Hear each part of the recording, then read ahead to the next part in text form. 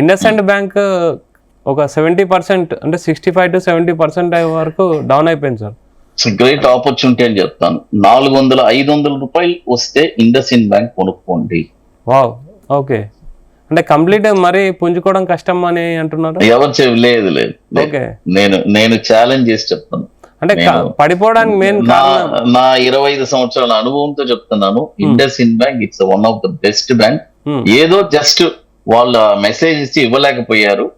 No, వాళ్ళకి అది ఏం, వాళ్ళ హిందూజా గ్రూప్ అది పెద్ద సంస్థ కాబట్టి అలాంటి ఇండస్ఇండ్ బ్యాంక్ ఎటువంటి డోకా లేదు. వాళ్ళు ఆ టైంలో సకాలంలో ఆ న్యూస్ ఇచ్చుంటే ఇలాంటి పరిస్థితి వచ్చేది కాదు. ఒక విధంగా చెప్పంటే ఇది మన స్టాక్ లాంగ్ టర్మ్ ఇన్వెస్ట్మెంట్ చేసే వాళ్ళకి ఇది ఒక పెద్ద ఆపర్చునిటీగా అనుకో.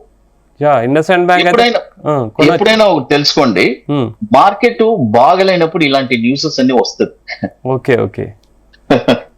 ఏదో మూలిగే, అదేదో అంటారు కదా, మూలిగే నక్క మీద ఏదో తాటి అన్నట్టు అలా అనమాట.